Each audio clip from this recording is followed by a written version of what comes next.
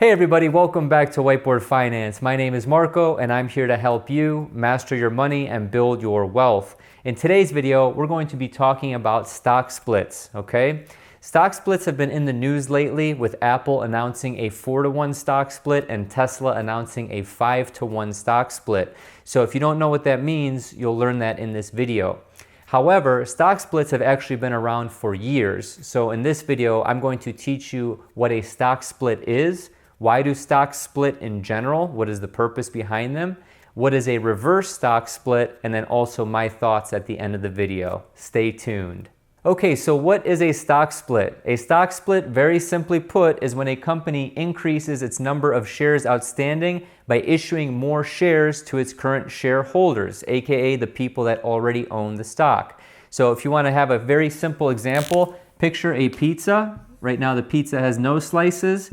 If I go through a stock split, I'm simply just adding more and more and more slices to the pie. The pie still remains the pie, but it now has more slices, okay? So if you want to talk about a 2-for-1 stock split, let's take a company that has, let's call it 1 million shares outstanding, and you're basically doing a 2-for-1. 2 becomes the multiplier. You now issue 2 million shares. So instead of eating, one slice, you're eating 2 slices, but getting the same amount of value, if that makes sense, okay? So how does this affect the stock price? So let's say, for example, we have a company that's trading at $100 a share. They go for a 2-for-1 stock split. This now takes the number of shares outstanding, multiplies them by 2. You're getting 2 million shares. However, the stock price is reduced by 2, so in half, okay? So the market cap actually remains the same. So for those of you that don't know what market cap is just number of shares outstanding multiplied by the share price. So say, for example, in this example, the company's trading at $100 a share. Let's just say they have, 10 shares. Their market cap is $1,000. Makes sense? 100 times 10, $1,000. Now, if they go for a 2-for-1 stock split, okay, the number of shares outstanding becomes 20. However, the value is reduced to $50. It's still the same. It's still a $1,000 market cap. So the value of the company is unchanged, and we'll talk about why stocks split and why they even play these games to begin with. Okay, so why do stocks split? Why do companies do this? So very simply, it is the perception of affordability, okay? So this is to make the share price look more affordable to smaller investors such as the people watching this video and retail investors like myself. This is not for Wall Street. This is not for pension funds. This is not for institutional investors. This is typically a perception move to make it look more affordable.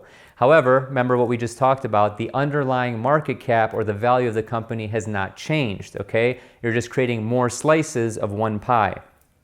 The other reason why companies do this is it actually helps increase the liquidity, okay? I'm going to talk more about this later. I know some of you may be disagreeing with me, but basically, if a stock price is super expensive in the days of buying whole shares, the liquidity was very low. It's hard to transact that big of an amount for retail investors. Now, if you make the share price smaller, it's able to be bought and sold more, thus increasing the liquidity of the stock, okay?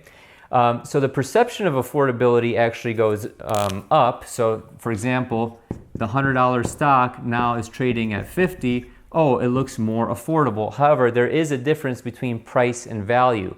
Price is what you pay, value is what you get. And at the time of this recording in mid-late 2020, a lot of people are forgetting about this facet of investing, okay? They just look at dips and things like that and say, oh, I'm buying the dip, forget the price. There's a big difference between price and value, okay? But I digress. So number 3 is what happens post-split, okay? So after these stocks split, what typically happens?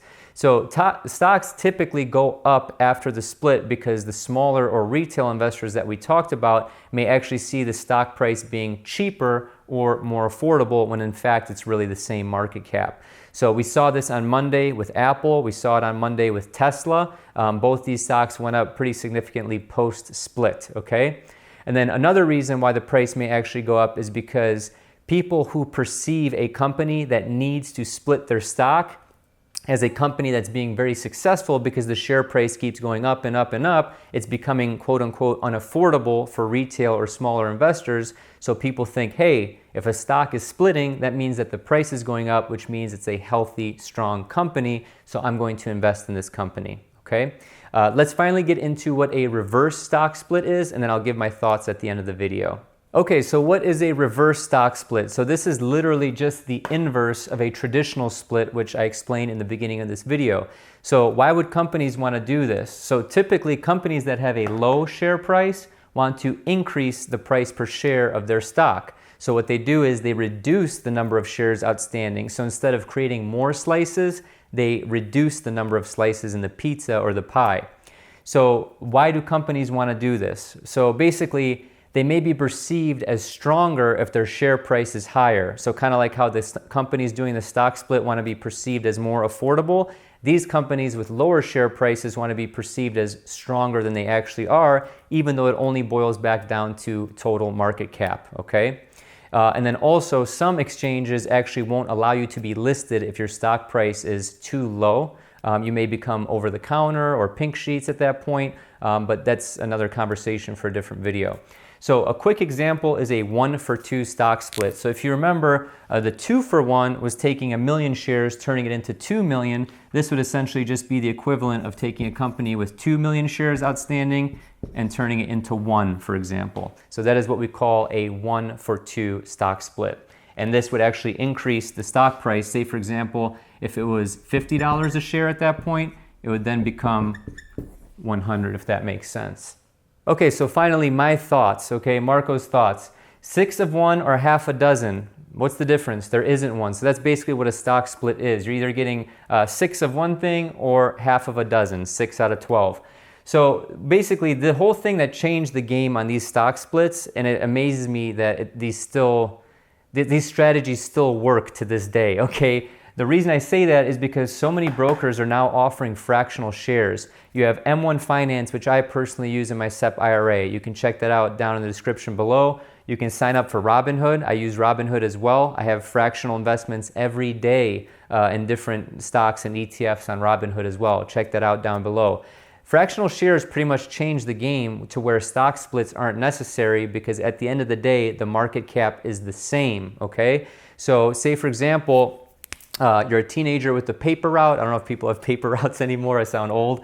And you have very little money in your bank account, but you know you want to invest in Tesla at $2,200 a share, okay? And you're thinking to yourself, well, there's no way my paper route is going to pay me $2,200. I can't even own 1 share of Tesla. Well, this is where fractional shares come in. You can buy 0.1, for example, and invest $220 and own 1/10 of Tesla, for example. However, that stock split, and so did Apple, so did a bunch of other ones. But my point is that in today's modern technology with fractional shares, stock splits are basically a perception play as opposed to actually meaningfully doing anything. So that's just my opinion. At the end of the day, you can still invest in these companies with the same market cap using fractional shares. Check out my links below. That's how you support the channel. If you haven't started investing yet, check out M1 Finance. I love it. I personally use it. Check out Robinhood. I personally use it, and they both offer fractional shares. Thank you so much, everybody, and have a prosperous day.